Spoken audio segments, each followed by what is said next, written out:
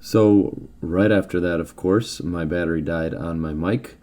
So this side is already finished. We've already installed the new control arm up top, the lower ball joints, the thrust arms, the lower control arms, the stabilizer link, ball joints, and this was a pain. We had to disassemble the whole knuckle, take it off the car because it was so seized on, and we were able to get that all apart, and all this stuff is new, including all the top ball joints, which come together as an assembly. And now we're going to move on to the passenger side, so I'll show you guys the steps, which are pretty much the same as the driver's side. And had this rotor replaced as I was getting, I think like a rock or something got stuck in there. It was grinding, but went ahead and replaced that and fixed that issue. Here's the control arm from this side, and here's the new lower end link we just put in. And we're going to swap this side right now. Joe is unscrewing that one, and we'll get to the rest of the control arms. Alright, now Joe is going to be loosening up these control arms here, and then the stabilizer link, and then we're going to use a pry bar to get that thing out of there. Some of these bolts have been on here since new, so it will be difficult to get them off. They may be seized, but we'll see when we get there. Those bolts came out fairly easily, so now we're going to move on to this lower control arm, and we're going to remove the top bolt, and then once we get that off, we'll use a snap-on fork to get this separated from the ball joint itself, and then we're going to have to use an air hammer from the bottom to get the ball joint out from the bottom, so it'll go up out of the seat. And then when we have to install the new one, we'll just have to press it in with a snap-on ball joint press, which has to seat itself nicely on top of the new ball joint. Now we got to use a impact fork to get this control arm separated from the ball joint, and once we do that, we got to put the press on and press this out. Like, these things are in here very tight, so yeah, you gotta get some good tools in there, and eventually it'll come out, but this took quite a bit. And as you can see, there was some hammering involved, etc., but we did end up getting that out. Nothing snap-on can't handle. And make sure to wear your eyewear, just like Joe is. Just do the squinting and you're good. And a few minutes later, and we are off. That thing came out, but not without a fight. So now we'll move on to the ball joint.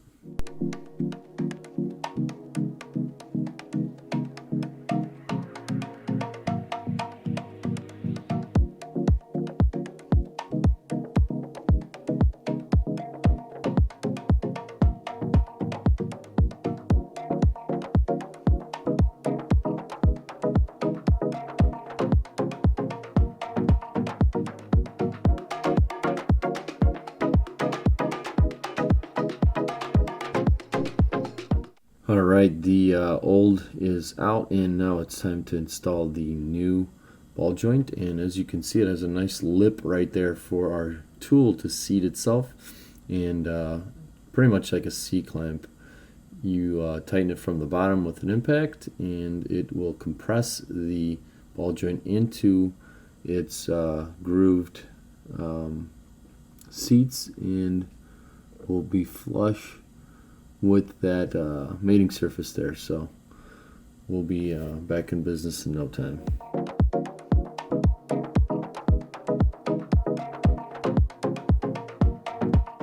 With some impact work, you guys can see the ball joint is lowering into its position, and it is seated nice and flush right here where it's supposed to be.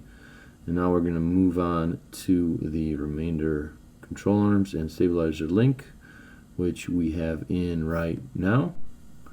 And just like that, all those parts are back in, and we're going to tighten up everything. And when you're tightening stuff up right now, that's without the weight of the wheels and the car on the ground. So ideally, once all this is tightened up, you're going to want to loosen it up when you're getting your alignment. They should do this, loosen all this up for you, and then, retighten that with the weight of the car on and do the alignment.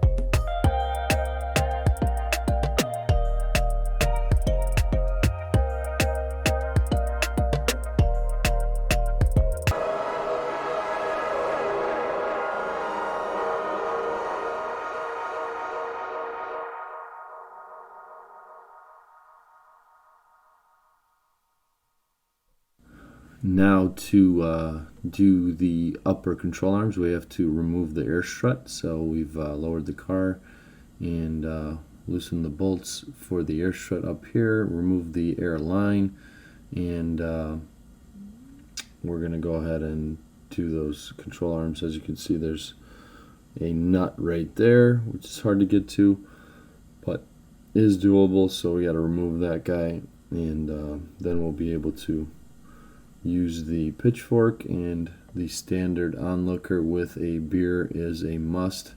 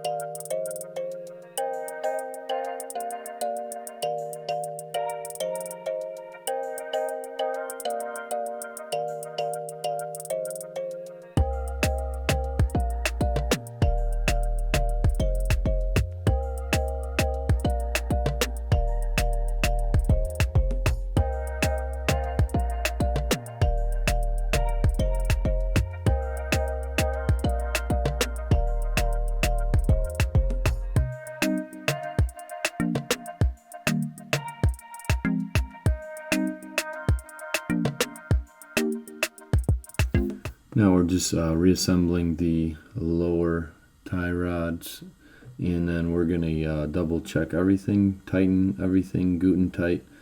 And as I mentioned before, the final tightening should be done with the weight on the car prior to the alignment.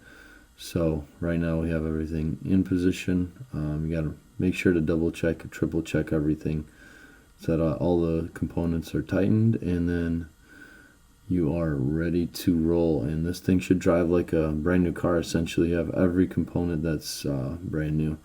With the tie rod end lengths, we're pretty much adjusting them to what the previous ones were lengthwise, so the alignment's pretty much on point to what it was. And then you could fine tune it whenever you get it dropped off to get the alignment at the shop. But